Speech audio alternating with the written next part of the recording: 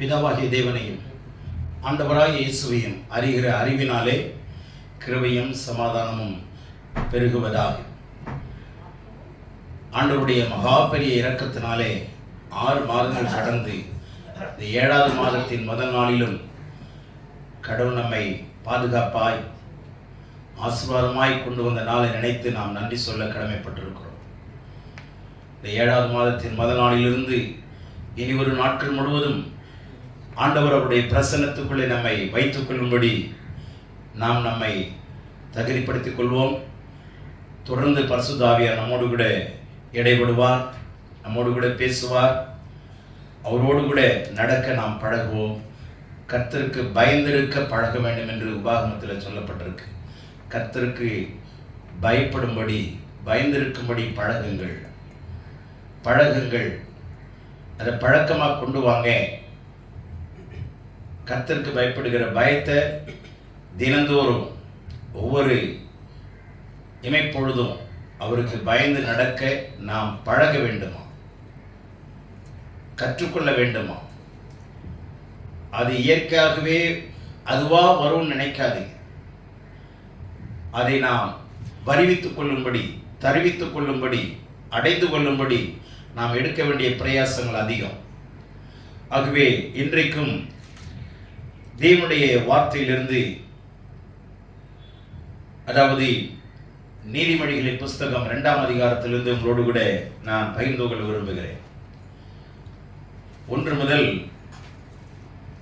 11 வசனம் வரைக்கும் இருக்கிற விஷயத்தை சுருக்கமாக உங்களுக்கு கொடுத்து கடவுளுடைய ஆசீர்வாதத்தை பெற்றுக்கொள்ள கர்த்தர் தாமே நமக்கு உதவி செய்வாராக.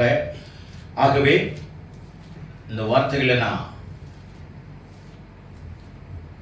கமாண்ட்ஸ் வர்சஸ் பிளஸ்ஸிங்ஸ், கட்டளைகளும் ஆசீர்வாதங்களும் என்ற தலைப்பை கீழே உங்களோடு கூட பேச விரும்புகிறேன். கட்டளைகளும் ஆசீர்வாதங்களும், கமாண்ட்ஸ் வர்சஸ் பிளஸ்ஸிங்ஸ். இன்றைக்கு கடவுளுடைய பிள்ளைகள் 2 விதமாய் வாழ்கிறார்கள். ஒன்று கிறிஸ்தவர்கள் என்ற அடிப்படையில் வாழ்கிறார்கள். இன்னொரு வெகு சிலர் கிறிஸ்துவை உடையவர்கள் என்று வாழ்கிறார்கள். கிறிஸ்தவர்கள் கிறிஸ்தவ மதத்தில் இருக்கிறார்கள்.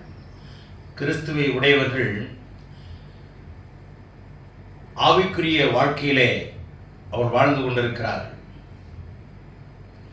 மதம் வேறே, கிறிஸ்தவ ஒழுங்குக்குள்ளே இருக்கிற நடைமுறை வேறே. கிறிஸ்துவ மதத்தில் எப்படி வேணாலும் வாழலாம். அவர்களுக்கும் உலகத்துக்கும் எந்த வித்தியாசம் தெரியாது, ஒன்று போல தான் இருக்கும். ஆனால் கிறிஸ்துவோடு கூட வாழ்கிறவர்கள் வித்தியாசமாய் வாழ்வார்கள். அவனுடைய வார்த்தையிலும், பேச்சிலும், அன்பிலும், ஆவியிலும், விசுவாசத்திலும், கற்பிலும், நடக்கையிலும், அவருடைய ஜெபத்திலும், அவருடைய தியானத்திலும், அவருடைய வசனங்களோடு நடக்கிற விதத்தை பார்த்தும் கண்டுகொள்ளலாம். அவ்வளவு வித்தியாசமா இருக்கும். கிறிஸ்துவ மதத்தில் இருக்கிறவங்க இயேசுவை கடவுளாக கும்பிடுகிறவர்கள். ஆனால் கிறிஸ்துவோடு இருக்கிறவர்கள் இயேசுவை நேசித்து உறவுக்குள்ள வருகிறவர்கள். வித்தியாசம் நிறையா இருக்குங்க. கடவுளை கொண்டுட்டு போயிடுவாங்க, அதோடு அவங்களுக்கு கான்ஷியஸ்லாம் இருக்காது. ஆனால் கடவுளை நேசித்து அவரோடு உறவு கொள்ளுகிறவர்கள் அந்த உறவிலே தொடர்ந்து அந்த தொடர்பிலே தொடர்ந்தேட்சையாய் வாழ்கிறவர்கள் வித்தியாசமானவர்கள். ஆகவே இன்றைக்கு ஆசீர்வாதங்கள் வேண்டும் என்று இன்னைக்கு உலகத்திலே கிறிஸ்தவ மக்கள் அல்லாடி கொண்டிருக்கிறார்கள். ஆசீர்வாதத்திற்கு கடவுள் கொடுத்த வழிமுறைகளை சரியான ஒரு புரிதல் இல்லாதபடி வாழ்ந்து கொண்டிருக்கிறதுனால இன்றைக்கு கிறிஸ்துவை உடையவர்களாய் இருக்க முடியவில்லை.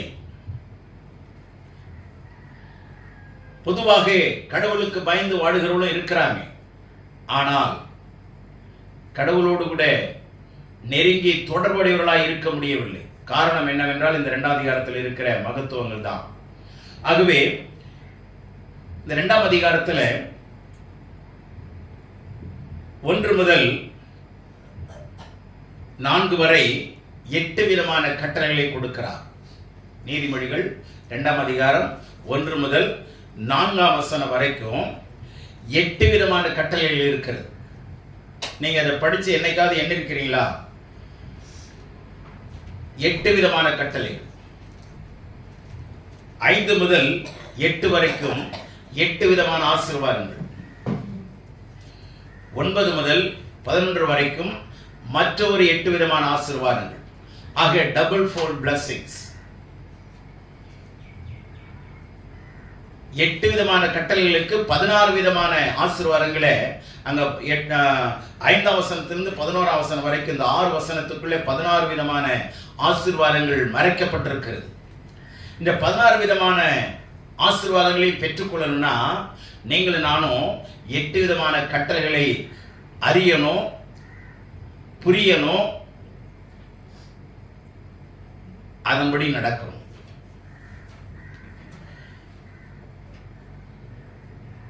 அப்பதாங்க முதல் படிக்க நம்ம வருவோம். ஒவ்வொன்றா பார்ப்போம். 8 விதமான கட்டளைகள் என்னங்கிறத ஒவ்வொன்றா பார்ப்போம். முதல்ல 2ஆம் வசனம் படிங்க. நீ என் வார்த்தைகளை ஏற்றுக்கொண்டு என் கட்டளைகளை உன்னிடத்தில் பத்திரப்படுத்தி. கவனிங்க, இந்த 2ஆம் வசனம் தான் ஆங்கிலத்தில் 1ஆம் வசனத்திலிருந்து 2ஆம் வசனம் 1ஆம் வசனமா இருக்கு, 1ஆம் வசனம் 2ஆம் வசனமா வரும் ஆங்கிலத்தில். அந்த ஆங்கில அடிப்படைப்படி நான் சொல்றேன். முதல்ல 2ஆம் வசனம் என்ன? முதல்ல என் வார்த்தைகளை ஏற்றுக்கொள்ளணும். வார்த்தைகளை ஏற்றுக்கொள்ளணும், ஜீவ வாக்கியங்களை ஏற்றுக்கொள்ளணும். மோசே மலை மேலே ஜீவ வாக்கியங்களை பெற்றுக்கொண்டான் என்று அப்போஸ்தலர் 7:38 பார்க்கிறோம். ஜீவ வாக்கியத்தை பெற்றவன் இவனே, பெற்றவன் இவனே. அப்போ முதலாவது கடவுளுடைய வார்த்தைகளை ஏற்றுக்கொள்றது முதல் கட்டளை. இரண்டாவதாக அவருடைய கட்டளைகளை பத்திரப்படுத்தணும். எப்படி? ஹைட்னு சொல்லி அதாவது மறைச்சு வைக்கணுமா? கட்டளைகளை உன் இருதயத்தில் மறைச்சு வை. முதல்ல என் வார்த்தைகளை கேளு, பெற்றுக்கொள், ஏற்றுக்கொள். இரண்டாவது என் கட்டளைகளை உன்னிடத்தில் பத்திரப்படுத்துங்கிறது ஆங்கிலத்தில் மறைத்து வைன்னு. ஏன்னா அதாங்க பொக்கிஷம். நம்முடைய பொண்ணு, வைடூரியம், மாணிக்கம், கற்கள் எல்லாம் கொண்டு போய் சும்மா வைக்க மாட்டோம், பத்திரப்படுத்தி வைப்போம். வீட்டில் வச்சாலும் அதற்கென்று தனி இடத்தை ஆயத்தப்படுத்தி மிகவும் பத்திரமாக வைப்போம், மிகவும் கவனமாக வைப்போமா இல்லையா? சும்மா கேர்லெஸ்ஸாக பயன்படுத்துவோமா? முடியவே முடியாதுங்க. பத்திரப்படுத்துங்க. இரண்டாவது. மூன்றாவது 1ஆம் வசனம் வாசிங்க. என் மகனே, நீ உன் செவியை ஞானத்திற்கு சாய்த்து உன் இருதயத்தை புத்திக்கு அமைய பண்ணும் பொருட்டு. கவனிங்க, என் மகனே. ஆரம்பமே ரொம்ப அழகா இருக்கு. Dear son, my son. என் மகனே, என் மகளே. ரெண்டு சாராரும் எடுத்துக்கங்க. ஆண்டவர் சொல்றார், என் மகளே, என் மகனே, நீ என்ன பண்ணு? உன்னுடைய செவியை ஞானத்திற்கு சாய்த்து. செவி கொடுக்கணும், கேட்கிறதுக்கு தீவிரமாக இருக்கணும். யாக்கோபு சொல்றார்ல, கேட்கிறதுக்கு காதால கேட்கறதுக்கு, வாயால கேட்கறதுக்கு இல்லை. வாயால கேட்கறதுங்கிறது வேற, காதால கேட்கறதுங்கிறது வேற. இன்னொருத்த பேச நாம கேட்கறது. வாயால பேசுறது நாமளே பேசி நாமளே கேட்டுக்கலாம், இல்லை மற்றவங்க கேட்கலாம். ஆகவே காதால கேட்கிறது. கேளுங்கள். கேட்கும்போது உங்களுக்கு அறிவு வரும். அந்த அறிவு உங்களுக்கு விசுவாசத்துக்கு வழி நடத்தும். ஆதலால் காதால உங்களுடைய செவிகளை சாய்த்து கவனித்து. எதுக்கு? ஞானத்துக்கு. உங்களுடைய செவிகளை ஞானத்துக்கு திறந்து கொடுங்க. கேளுங்க. ஊர் பேச்சை உலக பேச்சை கேட்கறத நிறுத்துங்க. அதிகமா கடவுளுடைய வார்த்தையை ஞானத்திற்கு செவியை சாய்க்கும்படி விரும்புங்க. இந்த உலகத்துல மனுஷனா வாழ்ந்து மனுஷனா சாகுறது பெரிய விஷயம் இல்லைங்க. மிருகமா வாழுது, மிருகமா சாகுது. ஆனா அப்படி இல்லை. மனுஷன் அறிவே இல்லாம பிறக்கிறான். அதை சொல்லிக் கொடுக்க அல்லது கற்றுக் கொடுக்க, பார்த்து கேட்டு படிச்சு அது அறிவு அடையுது. இதெல்லாம் தன்னால வர்றது இல்லை. அறிவு செல்வமும் கல்வி செல்வம் மூலமா தான் வருது. அதனாலதான் கல்வி ரொம்ப முக்கியங்கிறது. ஆகவே இந்த அறிவையும் ஞானத்தையும் அடையும்படி விரும்புங்க. ஒரு மனுஷன் மரிக்கும் போது ஞானவானா மரிச்சா அவனுடைய பேரு நிலைத்து நிற்கும். அல்லேலூயா. அது குறித்து வேதத்திலிருந்து 5 பேரை சொல்றேன் அப்புறமா. உன் செவியை ஞானத்துக்கு பக்கம் சாய்த்து, 4வது உன் இருதயத்தை புத்திக்கு அமைய பண்ணும் பொருட்டு. ஞானம், புத்தி, நல்லா கவனிங்க. இதெல்லாம் பொக்கிஷங்க. ஞானத்தை அடையிறதுக்கு முதல் அதனுடைய வாசல் எது தெரியுமா? ஒரு ஞானம் உள்ள இருக்குதுன்னா, ட்ரெஷர் பொக்கிஷமா உள்ள இருக்குதுன்னா, அதுக்கு ஓப்பனிங் கதவு வேணும் இல்லையா? அந்த கதவு தான் அறிவு. Knowledge is the door of விஸ்டம்னு சொல்லுவாங்க. Knowledge is the door of wisdom. அப்போ ஞானத்தை அடையவர்களா இருங்க தயவு செய்து. அறிவு மாத்திரம் பத்தாது. அதனாலதான் 2 கண்கள், ஒன்று அறிவு, இன்னொன்று ஞானம். இந்த அறிவோட சேர்ந்தது புத்தி, ஞானத்தோட சேர்ந்தது விவேகம். இந்த கண்ணில் அறிவும் புத்தி இருக்கணும், இந்த கண்ணில் ஞானமும் விவேகமும் இருக்கும். இது 2ம் இல்லைன்னா பிரயாணம் பாதுகாப்பாக அமையாது, எந்த பிரயாணமாக இருந்தாலும். அதனால 2 ரொம்ப முக்கியம். அதனாலதான் உன் செவியை ஞானத்துக்கு சாய், உன்னுடைய இருதயத்தை புத்திக்கு என்ன பண்ண திறந்து கொடு. சரிங்களா? ஆகவே அடுத்தது 3வது வசனம். ஞானத்தை வா என்று கூப்பிட்டு புத்தியை சத்தமிட்டு அழைத்து. இங்க கவனிங்க, ஞானத்தை எப்படி கூப்பிடணுமா? வா என்று சத்தமா கூப்பிடணும். இங்கே if you cry of understanding, புத்தி ஞான அறிவு என்னங்க வித்தியாசம் அப்படின்னா, புத்திங்கிறது அறிவுக்கு பிந்தினது.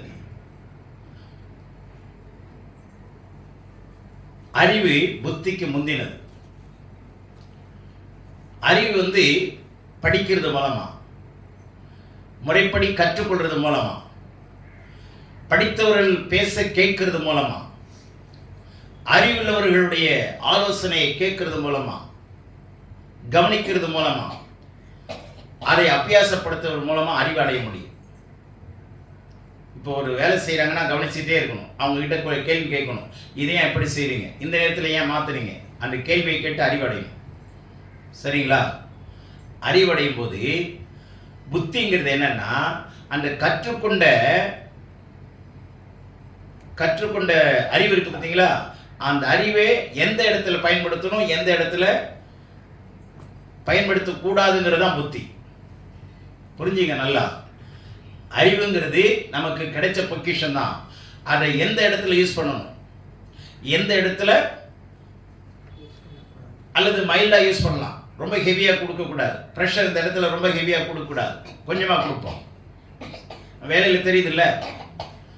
பிளாஸ்டிக் பாத்திரத்தில் ரொம்ப ஹெவியா கொடுக்க மாட்டோம், ஆனால் ஸ்டீல் பாத்திரத்தில் ப்ரெஷர் கொடுப்போம். அதுதான் அண்டர்ஸ்டாண்டிங், அதுதான் புத்தி. அறிவை பயன்படுத்துகிற முறைக்கு பேர் தான் புத்தி. நல்லா புரிந்து கொள்ளு.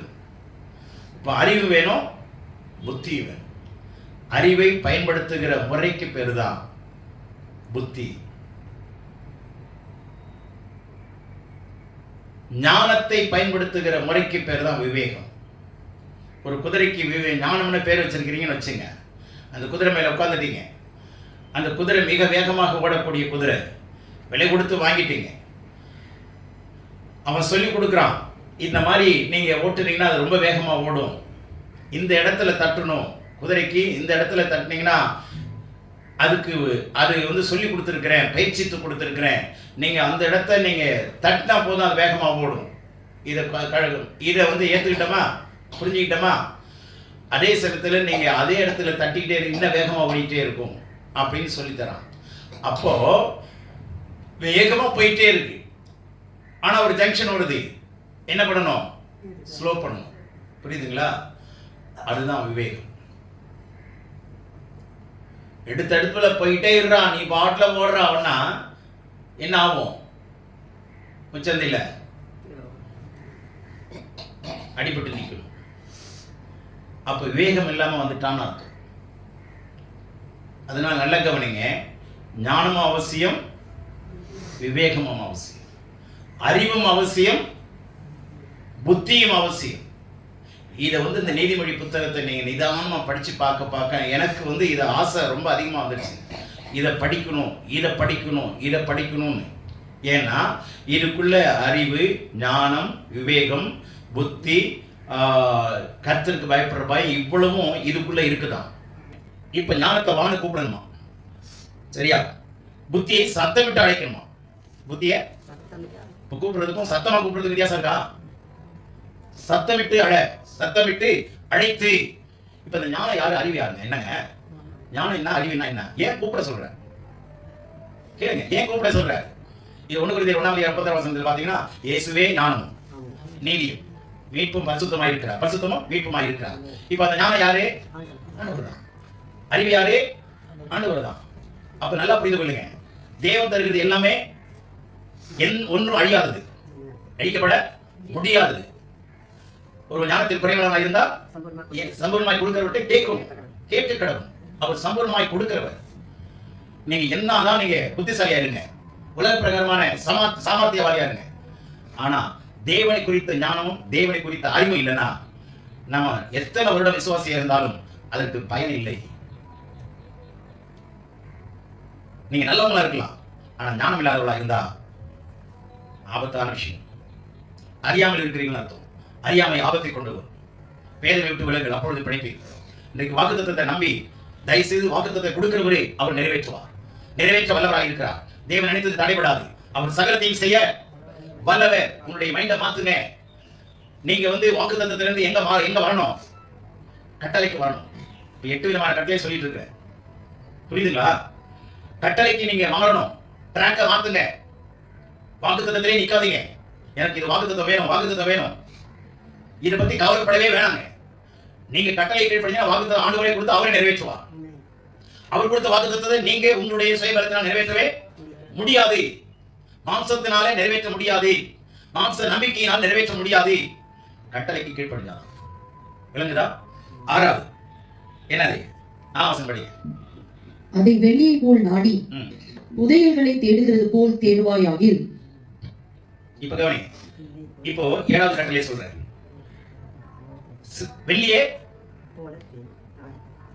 என்ன பண்ணணுமா? தேடணுமாங்க. தேடணும், வெளியே தேடணும். இப்ப வெள்ளி காசு காண போன 10 வெள்ளி காசு ஒரு அம்மாட்ட இருந்தது, ஒண்ணு காண போச்சு. என்ன பண்ணாங்க? அப்படின்னு என்ன அர்த்தம் தெரியுமா? அந்த வெள்ளி காசு காண போச்சுன்னா வீட்டுல இருக்கிற மொத்த பொருள் கீழே இறக்கிடும், இடத்த மாத்திடும். இருக்கு கண்டுபிடிக்கும். எந்த சமையல் போய் விழுந்துருக்கு, எங்க போய் லாக் ஆயிருக்கு, எங்க போய் மறைஞ்சிருக்கு, எல்லாத்தையும் டிஸ்டர்ப் பண்ணும். கண்டுபிடிக்கிற மாதிரி எல்லாத்தையும் சூழ்நிலையெல்லாம் மாத்து, இடத்த மாத்து. அதுக்காக சோர்ந்து போயிடாது. எது வரைக்கும் தேடணுமா? கிடைக்கிற வரைக்கும் தேடு, விடாம தேடு, சோர்ந்து மாவா தேடு. லைட்டை ஒரு லைட் 2 லைட் போடு, அப்புறம் இன்னும் கொஞ்சம் நல்லா கவனமா தேட முடியும், நல்லா தெரியும். அதனால என்ன பண்ண, லைட்டினுடைய பிரகாசத்தை கூட்டு. எந்த சூழ்நிலை வந்தாலும் அதை நிறுத்து, வேலை நிறுத்து, மற்ற வேலை நிறுத்து. யார் இருந்தாலும் கொஞ்சம் வெளியில நில்லுங்க. நீங்க உள்ள வாங்கன்னு சொல்லிடுவோமா? சொல்லுங்க, நான் தேடிட்டு இருக்கிறேன், கொஞ்சம் நிறுத்துங்க அப்படின்னு வெளியில நிக்க வச்சு கவனமா தேடுவோம்ல. அது மாதிரிதான் சொல்றாரு, வெளியே தேடுகிறது போல தேடு. சரி, வீட்டுல விட்டுருங்க. பொதுவா வெளியே எங்க இருக்கு? பூமி கடியில இருக்கு. சரியா? பூமி கடியில தானே இருக்கு. நல்லா கவனிங்க, இரும்பும் பித்தளையும் மனுஷன் கண்டுபிடிச்சது, மனுஷனுக்குரியது. கண்டுபிடிச்சது மாத்திரம் இல்ல, இரும்பும் பித்தளையும் மனுஷனுக்குரியது. அர்த்தத்தை சொல்றேன். ஆனா வெள்ளியும் பொன்னும் கர்த்தருக்குரியது. பொண்ணு வெள்ளியும் கர்த்தருக்குரியது. நீங்க ஆசிரியர் கூடத்துல பாத்தீங்கன்னா பொண்ணு வெள்ளியும் ஒரு இடத்துல இருக்கும், இரும்பு வேற ஒரு இடத்துல இருக்கும். புரிந்து கொள்ளுங்க, புரிந்து கொள்ளுங்க. இரும்பை கண்டுபிடிச்சவன் நம்ம காயின் சந்ததி தான். இது 2க்கு வித்தியாசம் இருக்கு. வெள்ளியை தேடுகிறது போல தேடணுமா? வெள்ளியை தேடுறது போல தேடு. வெள்ளியை தேடுகிறது போல நீங்க தேடணும். அப்ப எவ்வளவு பூமி கடையில் இருக்கிற வெள்ளியை கண்டுபிடிக்கணும்னா எவ்வளவு எஃபர்ட் எடுக்கிறான், எவ்வளவு லட்சங்கள் செலவு பண்றான், எவ்வளவு ஆழத்துக்கு போறான். 5 ஆழத்துல வெள்ளி கிடைச்சிருதா? 50 ஆழத்துல கிடைக்குதா? 500 அடி ஆழம், 1000 அடி ஆழம் போறாங்களா இல்லையா? அப்ப போகும்போது வாழ்வா சாவாங்கிற நிலைமை இருக்கா இல்லையா? எத்தனை பேர் சுரங்கத்துல சரிந்து வந்து இறந்துருக்காங்க, எத்தனை பலி வாங்கியிருக்கு. அப்ப எந்த அப்படியே இருந்தாலும் சுரங்கத்தை விட்டுறாங்களா? சரி எல்லாத்தையும் முடியுது, இனிமே தங்கம்லாம் தேட வேணாம், இனிமே வெளியெல்லாம் எடுத்து கொடுக்க வேணாம், முடிச்சிடறாங்களா? சொல்லுங்க. எத்தனை வகை பலி போனாலும் அந்த சுரங்கத்துல தேடி தானே இருக்கிறாங்க, தங்கத்தை எடுத்துட்டு தானே இருக்கிறாங்க. ஒரு ஒரு தேசத்தினுடைய மதிப்பு எதுல தான் இருக்கு? எத்தனை கிலோ தங்கம் வச்சிருக்கீங்கிறதுலாம் மதிப்பே இருக்கு, தேசத்தினுடைய மதிப்பு. புரியுதுங்களா? அப்போ அதே மாதிரி நீங்க இந்த கர்த்தருடைய கட்டளைகளை காத்துக் கொள்வதனால உங்க மதிப்பு இருக்கு. ஆமென். அப்போ இந்த ஞானத்தையும் அறிவையும் நீங்க எப்படி தேடணுமா? வெள்ளியை தேடுறது போல தேடணும். அதுக்குன்னு நீங்க நேரத்தை செலவு பண்ணணும், அதுக்குன்னு உங்க பலத்தை செலவு பண்ணணும், அதுக்குன்னு உங்க காசை செலவு பண்ணணும். நீங்க 10,000 ரூபாய் 10 லட்சம் கொடுத்து ஒரு வெள்ளிய சுரங்கத்துல தேடி கண்டுபிடிச்சீங்க, அது 1 லட்சத்துக்கு வித்துடலாம்ல, லாபகரமா தானே இருக்கும். நீங்க கவனிங்க, என்ன புதையல்களை தேடுகிறது போல தேடுங்க, தேடுங்க. 8வது பாருங்க, வெள்ளியை நீங்க புதையல் போல தேடணும். வெள்ளியை தேடணும். அடுத்தது 4வது வசனம், புதையல்களை தேடுகிறது போல தேடுவாயாகில். இப்போ கவனிங்க, அது ஆங்கிலத்துல சர்ச்சிங் அப்படிங்கிற வார்த்தை பயன்படுத்தப்பட்டிருக்கு. சீக்கிங் வேற, சர்ச்சிங் வேற. வெள்ளியை தேடணுமா? அடுத்தது இவ்வளவு நீங்க ஆராய்ச்சி பண்ணணும். நீங்க ஆராய்ச்சி பண்ணுங்க. 8வது பாயிண்ட் என்ன பண்ணணும்? தேடுறது, அடுத்தது ஆராய்ச்சி பண்றது. தேடுறது, அடுத்தது என்ன பண்ணணும்? ஆராய்ச்சி பண்ணணுங்க. இந்த 8 கட்டளை இருந்ததுன்னா ஆராய்ச்சி பண்றதுன்னா சும்மா வசனத்தை படிச்சிட்டு இருக்கிறது இல்லை. இப்ப நான் சில வார்த்தைகள்லாம் மாத்தி மாத்தி சொன்னேன்ல. எப்படி சொன்னேன்? தமிழை படிக்கிறேன், ஆங்கிலத்தை படிக்கிறேன், ஹீப்ருவை படிக்கிறேன். தமிழ்ல இல்லாத ஆங்கிலத்தில் என்ன இருக்கு, ஆங்கிலத்திலையும் தமிழ்ல இல்லாத எபிரேயத்தில் என்ன இருக்குது, எது சரிங்கிறத பார்த்து உங்களுக்கு கொடுத்துட்டு இருக்கிறேன். சரிங்களா? புரியுதா உங்களுக்கு? ஆராய்ச்சி பண்ணுங்க. அப்பதான் சரியான அண்டர்ஸ்டாண்டிங் இருக்கும், அறிவு இருக்கும். எது சரி எது தப்பு. ஒரு பொருளை வாங்குறோம், எது நல்லா இருக்கு எது நல்லா இல்லை, எது குறைஞ்ச விலையில நல்லா இருக்கு, அதே அதிக விலையிலையும் அது நல்லா இருக்கலாம், அதே டேஸ்ட் வரும். ஆனா குறைஞ்ச விலையிலேயே டேஸ்டா இருக்கிறது கரெக்டா, அது 2 மேட்ச் ஆகுதுன்னா எதை வாங்குவோம்? அப்ப அந்த அறிவு இருக்குல்ல. அதே மாதிரி வேதத்தை குறித்த அந்த பொக்கிஷத்தை குறித்த அறிவும் நமக்கு, புத்தியும் ஞானமும் வேகமும் நமக்கு அவசியம். இப்ப இந்த 8 கட்டளை இருந்ததுன்னா 5வது வசனம் சொல்லுது ரொம்ப அழகா, அப்பொழுதுன்னு ஆரம்பிக்குது பாருங்க. 5வது வசனம் சொல்லுதா? அப்பொழுதுன்னு ஆரம்பிக்குது. பாத்தீங்களா? அந்த வார்த்தைக்கு மேல இருக்கிற 8 கட்டளையும் அடிப்படை. அதான் என்னது? அஸ்திபாரம். ஒரு வீடை கட்டணும்னா அஸ்திபாரம் போட்டு பில்லர் போடணும் இல்லையா? சரிங்களா? இந்த அஸ்திபாரமே இல்லைன்னா நீங்க பில்லர் போட்டு என்ன பிரயோஜனம்? அப்ப அந்த அஸ்திபாரத்துக்கு நல்லா கவனிங்க. என்ன பண்ணணும்? வார்த்தைகளை ஏற்றுக்கொள்ளணும், அவருடைய கட்டளைகளை இருதயத்தில் மறைக்கணும். அடுத்தது நீங்க 4வது பாயிண்ட் என்னன்னா, செவியை ஞானத்துக்கு சாய்க்கணும். 5வது கட்டளைகளை பத்திரப்படுத்தணும். இருதயத்துக்கு புத்தியை அமைய பண்ணணும், இருதயத்தை புத்திக்கு அமைய பண்ணணும். சரிங்களா? 5வது என்னது? ஞானத்தை வான்னு கூப்பிடணும். 6வது புத்திக்கு சத்தமிட்டு கூப்பிடணும். சரியா? 7வது வெள்ளியை நாடுகிறது போல நாடணும், அதாவது தேடணும். 8வது புதையல்களை தேடுகிறது போல தேடணும். இந்த 8 கட்டளையும் இருந்ததுன்னா 5வது வசனத்துல சொல்ற ஆசீர்வாதம் பாருங்க.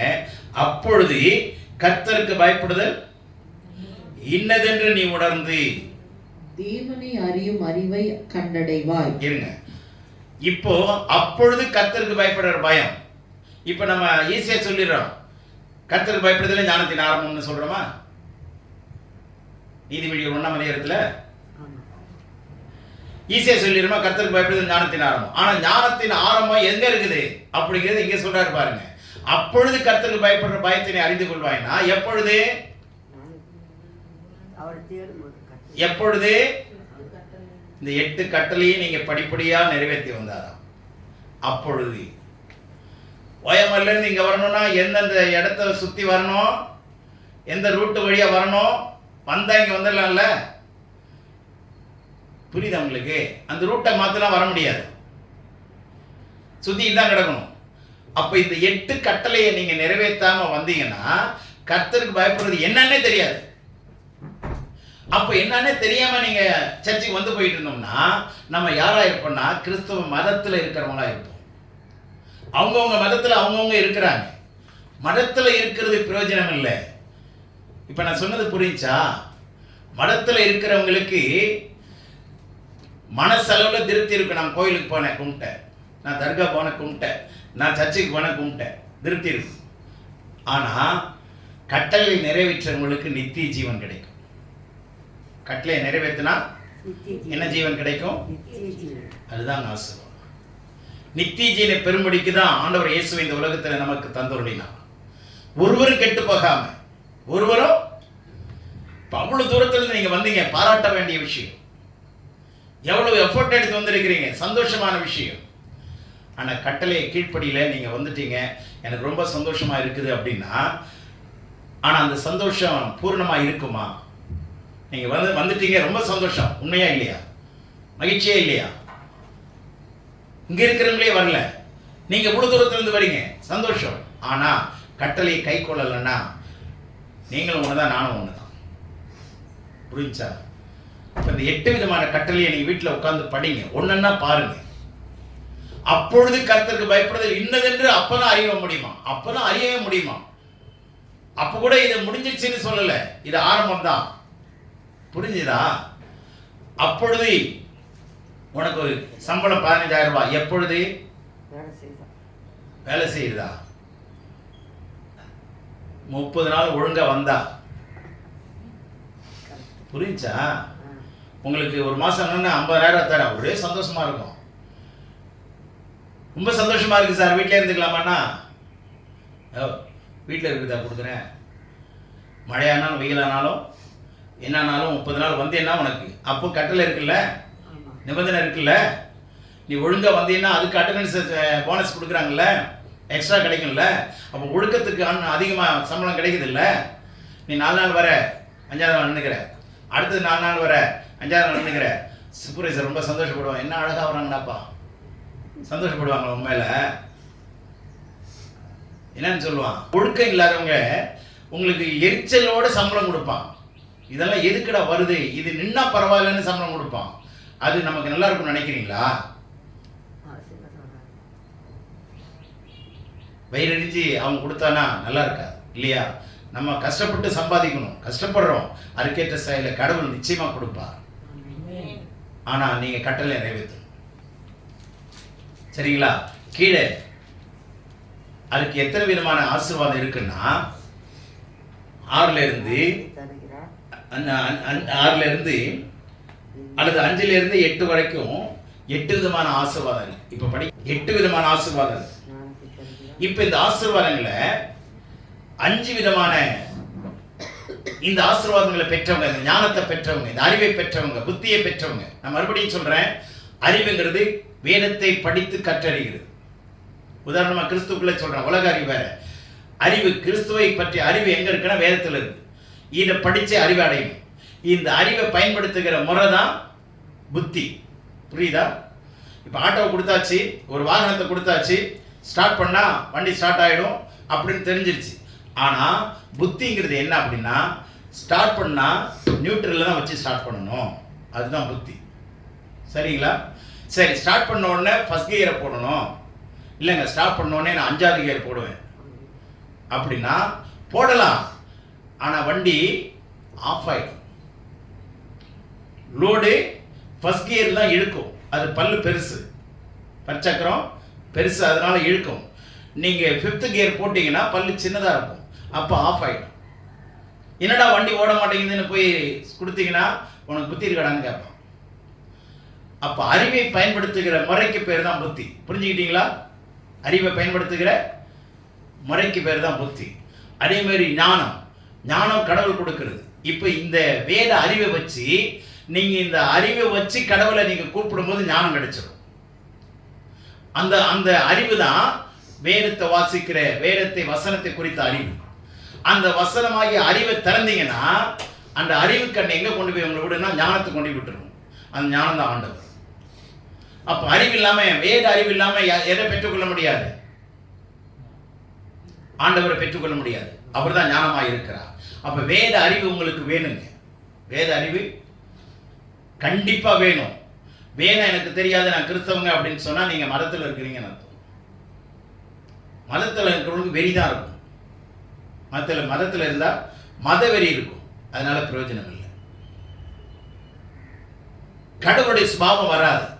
கடவுளுடைய சுபாவம் வராது. ஞானத்துக்கு வழிகாட்டிய அறிவு தாங்க.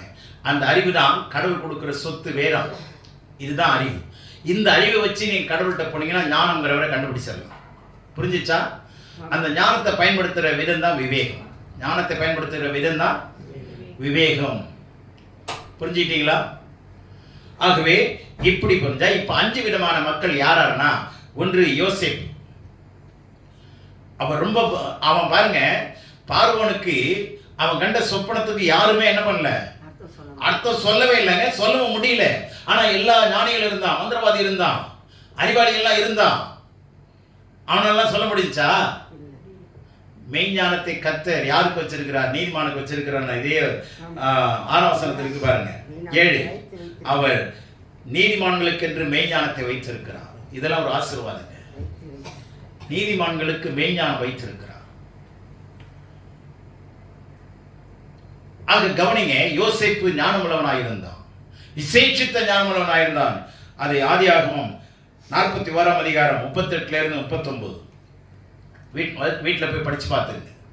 ஆதியாகமம் 41ஆம் அதிகாரம் 38ஆம் வசனம் 39ஆம் வசனம். 2 மோசே யாத்திராம் 4:12. அவனு ஞானமுள்ளவனாயிருந்தான், அறிவுள்ளவனாயிருந்தான், சாந்த குணமுள்ளவனாயிருந்தான், கர்த்தருடைய வார்த்தையை கிரகிக்கிறவனாயிருந்தான். மோசே. 3ஆவதாக சாலமோன். உலகத்தில் அவன மாதிரி ஞானம் பெற்றவன் யாரும் கிடையாது. ஆனா அது உலக ஞானத்தை தான் பெற்றான். நல்லா கவனிச்சுங்க, எப்படி ஆட்சி செய்யணுங்கிற ஞானத்தை தான் பெற்றான். அது 1 ராஜாக்கள் 3ஆம் அதிகாரம் 12ஆம் வசனம். 1 ராஜாக்கள் 3ஆம் அதிகாரம் 12ஆம் வசனமும் 4ஆம் அதிகாரம் 24ஆம் வசனம். 1 ராஜாக்கள் 3:12, 4:24. அவன் எப்படி ஞானத்தை பெற்றான்? 4வது தானியேல். மற்றவங்களை விட 10 மடங்கு சமர்த்தனாயிருந்தான். இதுல ஞானத்திலே அறிவில்லை. மற்றவங்களை விட எத்தனை மடங்கு? 10 times. 10 மடங்கு காரிய சமர்த்தனாயிருந்தான். ஏன்? அவன் ஞானத்தை பெற்றுக்கொண்டவன். 1ஆம் அதிகாரம் 17ஆம் வசனம், 2ஆம் அதிகாரம் 23ஆம் வசனம். தானியேல் புத்தகத்தில் 1:17, 2:23. 5ஆவதாக ஸ்தேவா. அப்போஸ்தலர் 6ஆம் அதிகாரம் 5ஆம் வசனம் 10ஆம் வசனம். அப்போஸ்தலர் 6ஆம் அதிகாரம் 5ஆம் வசனமும் 10ஆம் வசனம். ஒருவரும் அவனுடைய ஞானத்திற்கு ஏற்று நிற்க முடியலங்க. இப்ப சொல்லப்பட்ட தேவனுடைய பிள்ளைகளுடைய வாழ்க்கையில தானியேலுக்கு முன்னாடி ஒருவனை நிற்க முடியல. சர்வாதிகாரி நேபுகாத்நேச்சார், தரியு ராஜா, எல்லாமே சர்வாதிகாரிகள். அவனுக்கு முன்பாக தைரியமா நிற்கிறான் பாருங்க. தைரியமாய் நேபுகாத்நேச்சாருக்கு முன்னாடி அனனியா, அசாரியா, மிசாயேல் இருந்தாங்க. ஆனா அவங்க 3 பேரை விட ஞானியானவன் யாருதான்? தானியேல் தான். என்னுடைய பிள்ளைகளை, இந்த உலகத்துல எதை சம்பாதிச்சாலும் 10 வீடு வச்சிருக்கலாங்க. நான் அதை சந்தோஷமா என்னலைங்க. 10 வீட்டை விட கடவுள் கொடுத்த ஞானம் இருக்கே, அது அந்த ஞானத்துக்கு இணையான மரியாதை, ஐஸ்வர்யம் எதுவுமே இல்லை. ஆமென். அதனால விசுவாசிகளா இருக்கிறது பெருசு இல்லை, ஊழியக்காரனா இருப்பது பெரிதல்ல. இந்த சுபாவங்கள் உடையவர்களாக இருக்கணும். ஏனென்றால் 10ஆம் வசனம் சொல்லுது, கவனிங்க, ஞானம் உன் இருதயத்தில் பிரவேசிக்குமா, அறிவு உன் ஆத்மாவுக்கு இன்பமாயிருக்கும். ஞானம் உன் இருதயத்தில் பிரவேசி.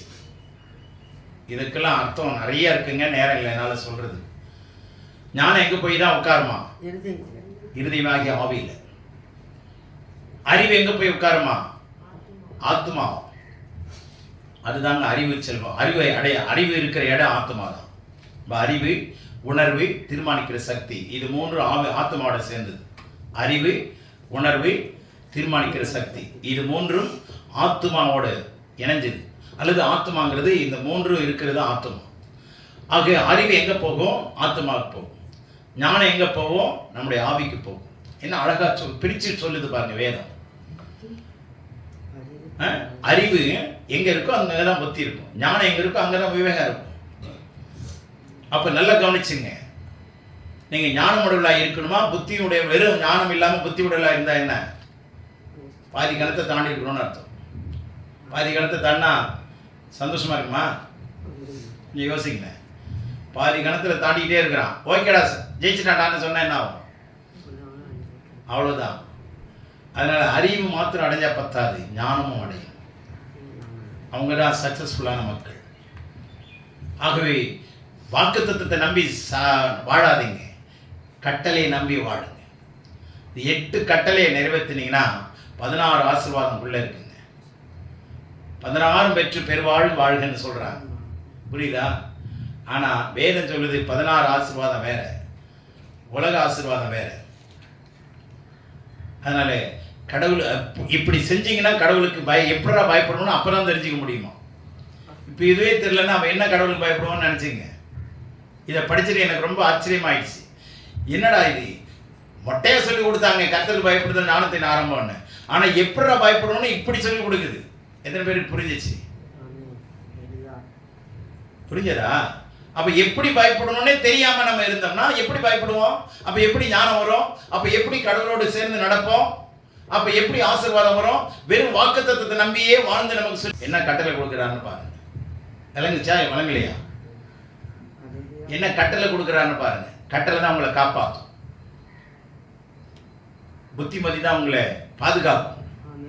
இதுலயே இருக்கு, நீங்க படிச்சு பாருங்க, நேரம் இல்லை. ஆகவே இந்த 8 கட்டளைகள் 16 ஆசீர்வாதத்துக்கு வழி நடத்தும், அளவற்ற ஆசீர்வாதங்களுக்கு வழி நடத்தும். அதனால தயவு செய்து நான் உங்களை கெஞ்சி கேட்கிறேன், என்னன்னா கட்டளைகளை நிறைவேற்ற பாடுபடுங்க, கட்டளை நிறைவேற்ற விரும்புங்க. கர்த்தர் தாமே உங்களை ஆசீர்வதிப்பாராக. ஆமென்.